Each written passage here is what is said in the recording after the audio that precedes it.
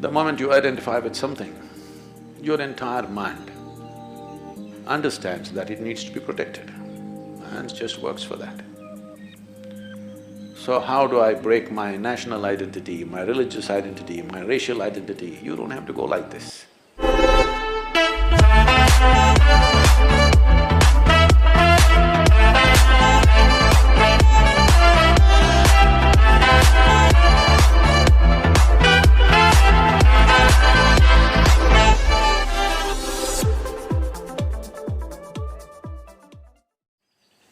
It's fantastic to be here at the foothills of these mountains.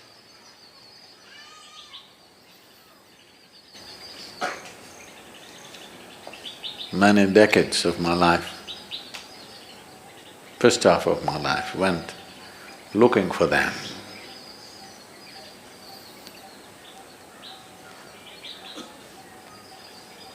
Because I had to unload my load.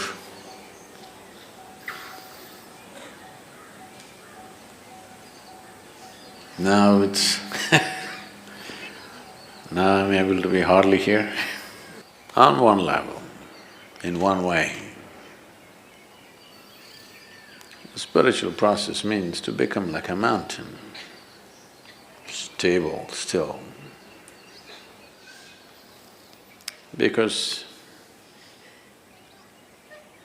it's only when somebody has a very stable base, many things can be done.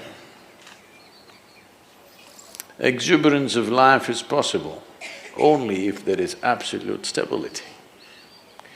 Otherwise, exuberance will lead to madness. Yes. That's why a lot of people who are a little creative, little active, little exuberant, always end up being freaky and nearly insane. Because without stability, you cannot have a dance going. This is why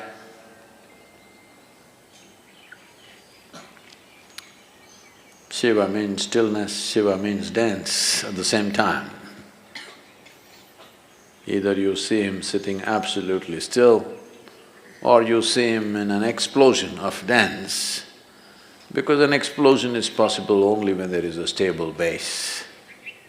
An explosion which is not destructive is possible only when there is stability. And stability, people try to become stable by controlling and trimming their lives. This is the way your grandmother would tell you how to be stable. Control yourself, then you will be stable. Yes, if you're dead, you will be stable. Very. I promise you that. So normally, people who talk about stability are all constipated existence. You know what's constipation? That means it happens little by little.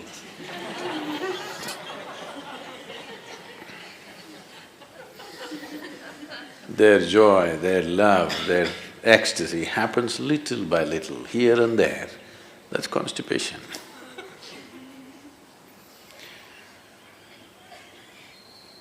So, stability is not because you have trimmed your life down or pruned it down to minimal and you're stable.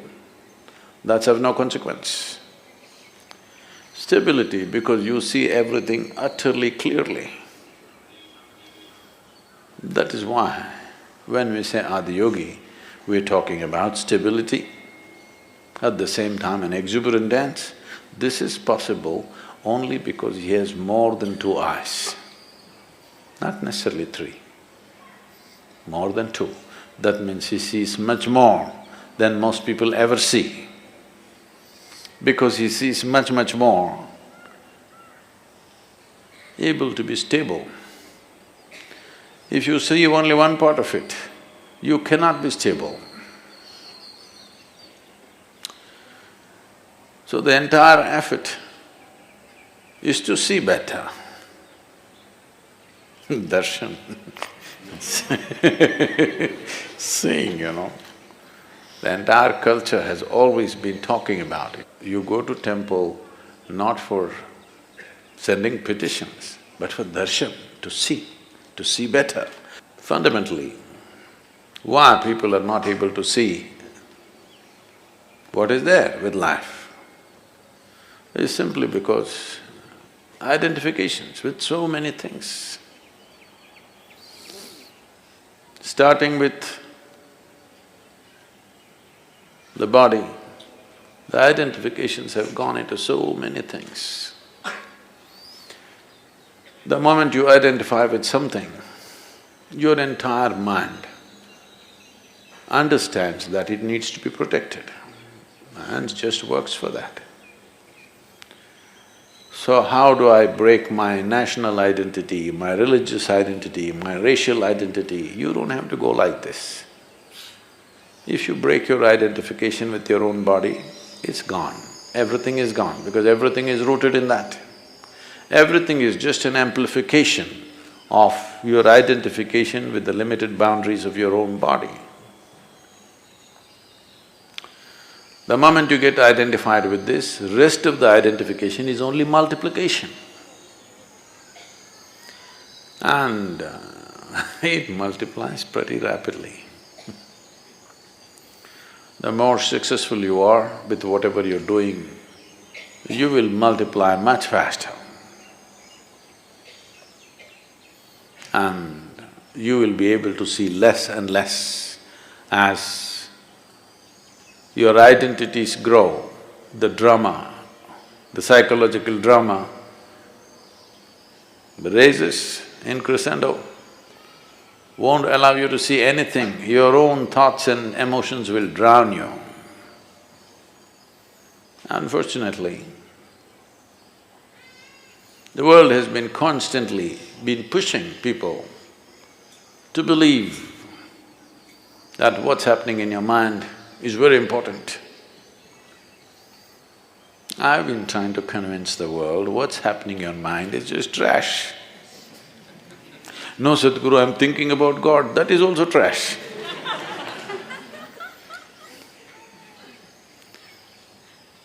Maybe a bit holy trash, but still trash. Because in your mind, God cannot come, devil cannot come, angels cannot come, only thoughts come.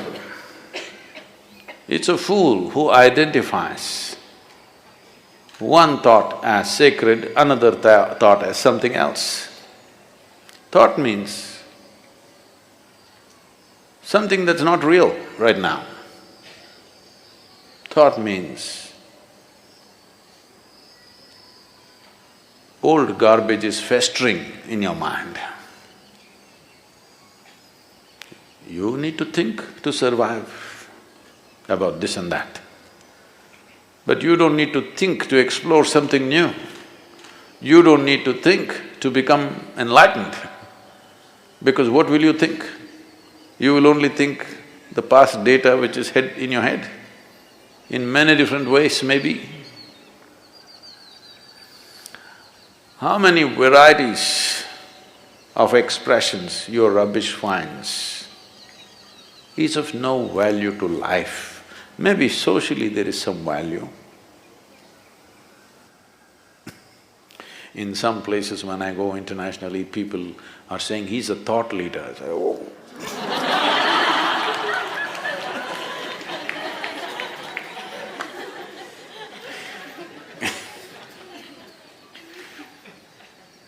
No thought in my head.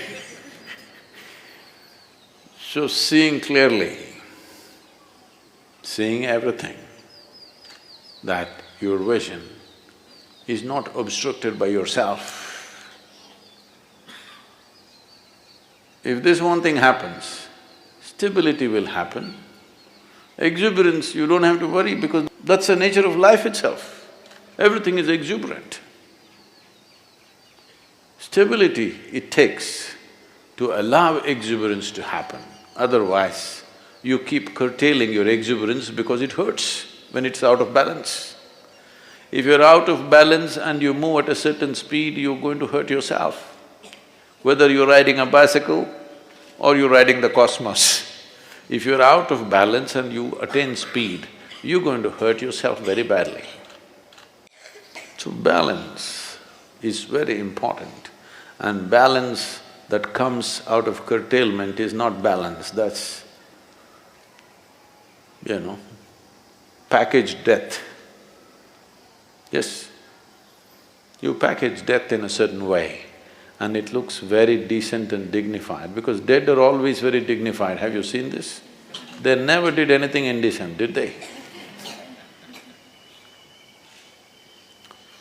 So essentially, everything is rooted in the clarity of vision, and that'll not come unless there's some distance between what is me and what is my body. If this distance is not there, then multiplication of identities will just… it's an inevitable consequence. Vision.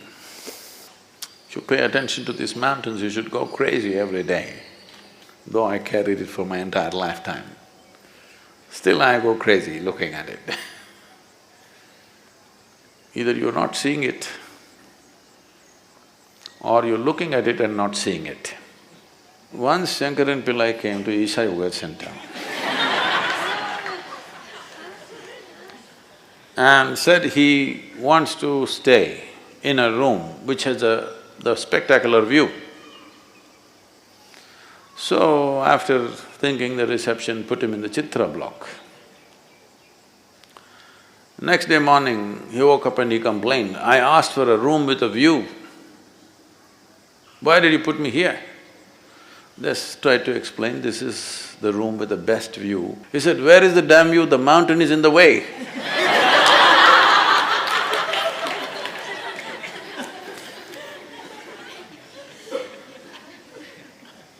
Mountain never gets in the way, it's just you. To look beyond yourself, that's all there is.